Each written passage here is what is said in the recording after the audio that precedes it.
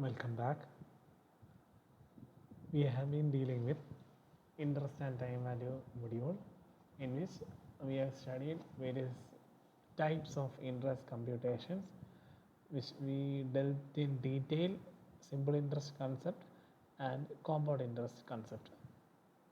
And previously we were discussing about continuous compounding, and in continuous compounding we have been dealing with a mathematical method of or tool of e raised to minus m, and we have been dealing with how to find the value of a certain number or e raised to minus whatever number we are dealing in a question. Let's see some of the cases that come under such computations.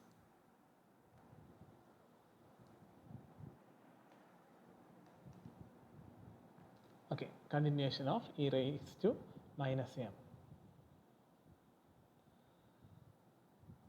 Let's see how to find the value of e raised to minus 3. How we are going to find it? As you all know, you need to exactly identify what is given in the case. Here it is e raised to minus 3. That means 3 decimal 0.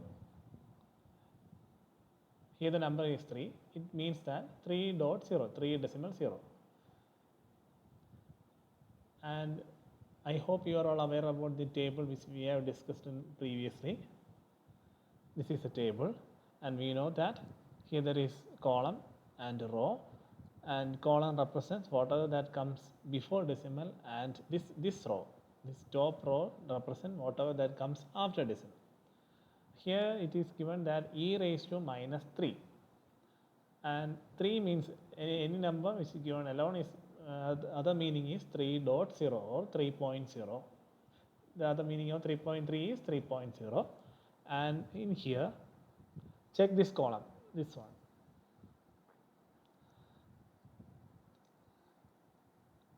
In this column you need to go for number 3, because we have dealt that whatever number that comes to the left of the decimal, here to the left of the decimal is 3, you need to go for that specific number in this column. Here it is 3, so just note down 3, and here the number after the decimal or right side of the decimal is 0.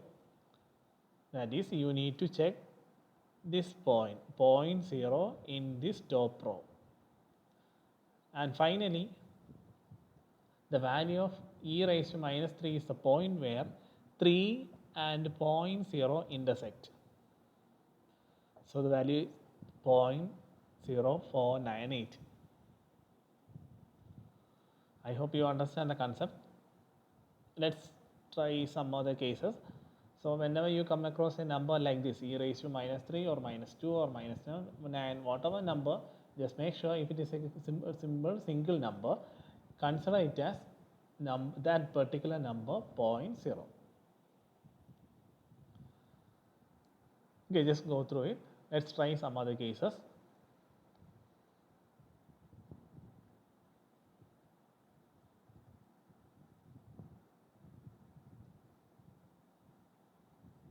Another one, e raised to minus 0.1, e raised to minus 0.1. The same number 0.1 can be written as 0.1.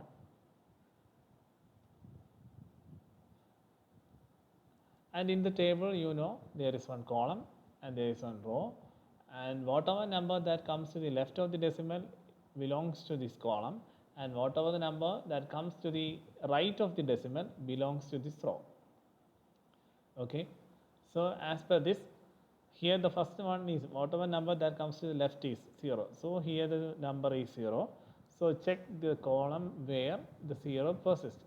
Here the first one is 0, note that point, and the number that comes after the decimal is 1.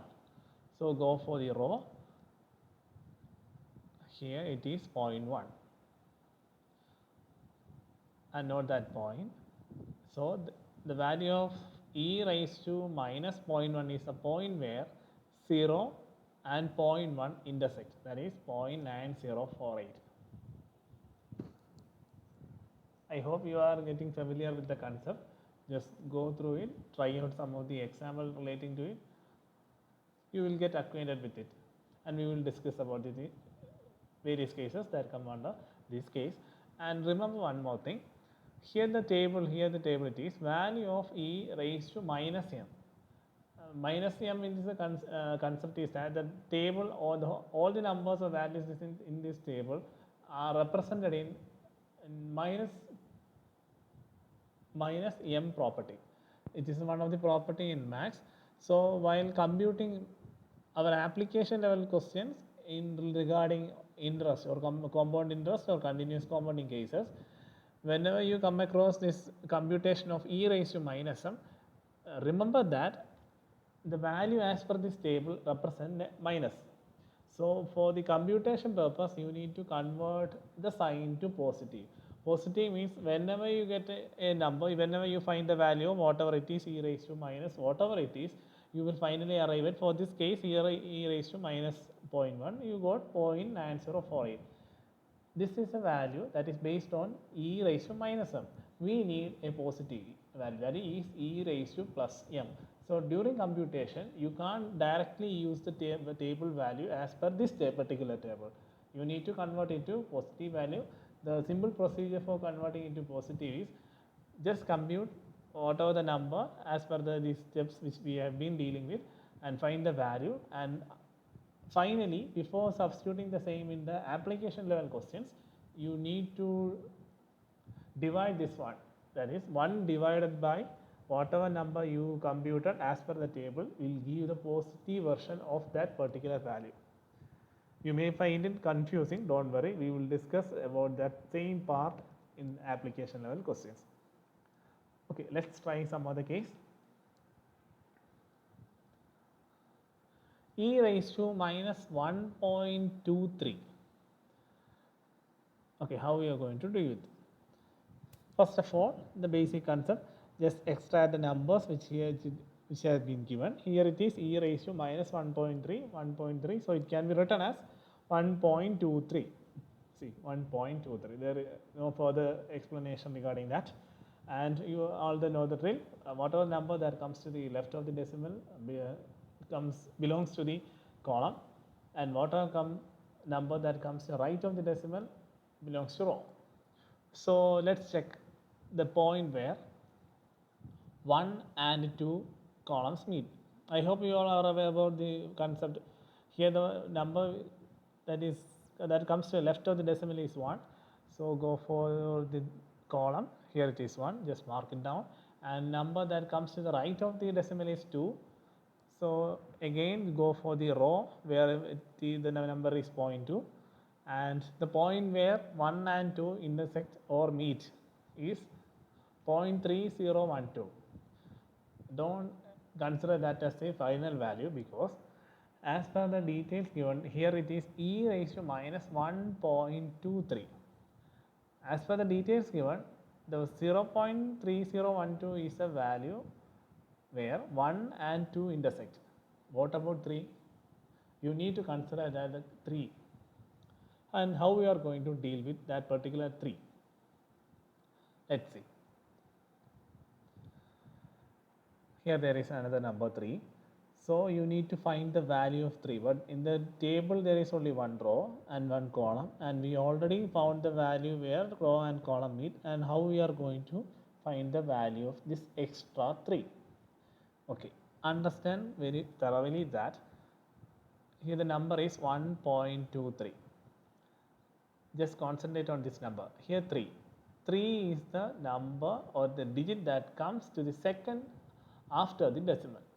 So the same can be written as 0.03. Okay, 0.03. And how we are going to deal with 0.03? Till now we have been dealing with this table. There is some small table after this case. I'll show you. This is how the table looks like. Whenever you get a case where there is more than one digit number after the decimal, you need to go for the value of the second number after the decimal in this table, in this particular table. So, you as per the first two were numbers 1.2. So, 0.3012 is the point where 1 and 2 intersect, that we have dealt now. And regarding third value, sorry, number 3, 0.3. So, you need to check the point, the value for the 0.3 in this table. Here it is 0.9704. I hope you understand the concept. And finally, you need to multiply these two numbers. These two numbers means first you have found that 0.3012 as per the points where 1 and 2 intersects, and next is 0.9704 is a number as per the table 0.03. So, you need to multiply these two numbers. These two numbers you will get 0.2923. Thus, as per the tool, the value of e raised to minus 1.23 is 0.2923. Just go through the case, understand the numbers given in the cases. Whatever number that comes to the left and right, just to the nearer to the decimal is easy. But whenever you are going to deal with a second number that comes after the decimal, you need to think wisely, because for the value that comes to the second after the decimal has to be checked on the basis of this particular table. So, just go through it, try out some of the cases which for your convenience. If you have any doubts or clarification, need any clarification, just contact me. We will discuss about the further cases in the coming sessions.